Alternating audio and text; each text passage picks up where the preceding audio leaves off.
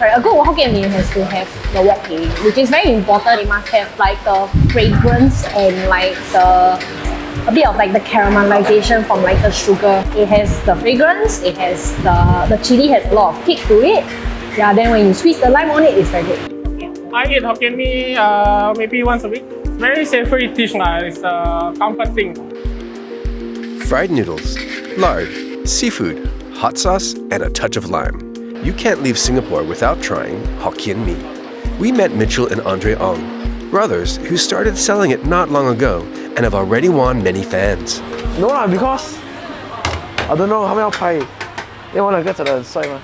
And then that would be $5. Thank you very much. Hi, my name is Andre Ong. I'm 24 years old this year. This is my brother, my elder brother, and we opened this store together. He's the Yo, I'm the Fu. That's why our name is called Yo Fu. 两个兄弟，我吃哈是差不一样啦，哦，是他弟弟的比较先来炒啦，就比较用好啦，对不对？ The duo opened their stall in 2020, but their training started long ago. Their dad also sold Hokkien Mee. So my dad was the one who taught us how to cook Hokkien Mee at first. We were working in the store, so my dad tried to teach me. But then I don't want to learn because I'm like, hey, or not if I learn, I have to go down and work every single day. Then when we were like 16, 17 years old, we started to help our dad and all that. Then we thought, hey, actually, to be honest, hawker life is quite fun. I'll come around 8 to 8:30 and we prep our stations. There are usual timings where they will have a lot of crowd. And if you fry the Hokkien Mee constantly, your body is always on the motion moving. After we are done, right, then we'll just open the store already. Yes. Don't stop frying until 8:30. I love Hokkien Mee. I think it's so delicious. It's one of my favorite foods for sure. This is Sarah. She's a chef and hawker cultural researcher. For my family, it's something that has to be on the table whenever we have like a reunion. I feel like it's very unique to Singapore, our version of it at least. So your classic Singapore Hokkien Mee starts with 2 types of noodles. You have thick bee hoon, which is a thick rice vermicelli, and then the yellow noodles, which I guess are the Hokkien Mee in question. These are made with alkaline, so they're a bit chewier. Still get that chewiness, but because it's half rice vermicelli, it's half bee hoon, it really kind of brings down the alkaline taste while you still get the texture. The noodles are braised in a broth made of pork and prawn shells that's simmered for several hours. You get the kind of the meatiness of the pork broth, but also that really nice prawn flavor that's not from fermented prawn, but fresh prawn shells and heads. And I think that really injects so much depth of flavor. And then you also have the other elements like pork belly slices or prawns, squid. All of that is stir-fried together in a wok over very high heat, imparting a unique smoky flavor known as wok hei. For us, when frying Hokkien Mee, right, we need to be concentrated. Because one mistake or 1 second longer, right, we might burn the noodles. A very good Hokkien Mee, right, consists of your heat control, the wok hei. It cannot have bitterness. If bitter, it means it's burnt. What makes our Hokkien Mee unique, right? Our chili, our wok hei, and the way we fry with the broth. Also, most importantly, is our heart. Yes, we put all our heart into this dish. That's why people can taste the difference. I want to create like the perfect spoon, so it has like sotong, it has a bit of sambal.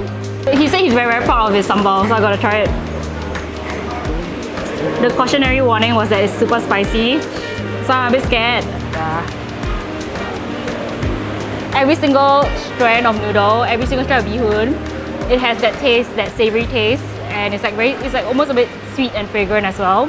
The problem with a lot of these hawker dishes is it's very hard to get an exact history because we don't have written records of these, and the hawkers don't learn from written down recipes. They pass down the recipe within their families or to their apprentices. So to trace the exact history is very difficult. So I did my research. Hokkien Mee, right, was actually not called Hokkien Mee in the past. It was called Rochor Mee. That's because the street hawkers would cook and sell it on Rochor Road. Rochor Road is a street close to the Singapore River where people used to gather. That's where they all use all those like leftover ingredients like noodles, bee hoon, seafood, pork. So they will gather around Rochor Road. That's where they will cook all the remaining noodles, then that's what they will fry with charcoal. So the sambal and the lime are definitely from Malay culture, and I think it came via the Peranakan culture, where a lot of Peranakans are of Hokkien origin.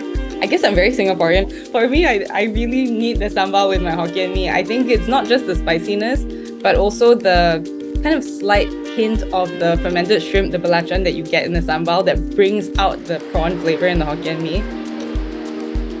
The work we do is very tedious. Like we prep our fresh ingredients every day. So we pluck around roughly 800 to 1,000 prawns a day. Then sometimes when you pluck halfway, you'll feel, oh my god, you're mentally drained because you keep plucking, then you see a basket, wow, still got a lot of prawns to pluck. There's times that we have competitive plucking.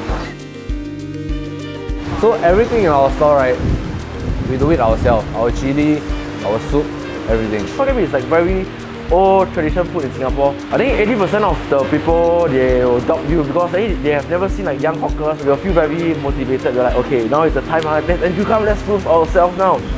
You need to have courage to do this. Because we are young, right? Then the way people look at you is like you don't have that experience yet. That's why they will start doubting you. I think Hokkien Mee got a very Singaporean taste, especially when it's cooked with Singaporean's heart. Hi, I'm Jessica. I'm the producer of the video that you just watched. While I'm personally partial to the Singapore version of Hokkien Mee, which is the one that you saw being made earlier in the video, actually across Southeast Asia, there's many different variations of Hokkien Mee. For example, in KL, Malaysia, they add dark soy sauce to their Hokkien Mee, which makes it really sweet and yummy. In Indonesia, it's more like a dry bowl of noodles with fish balls and prawn cakes, and it's also really, really good.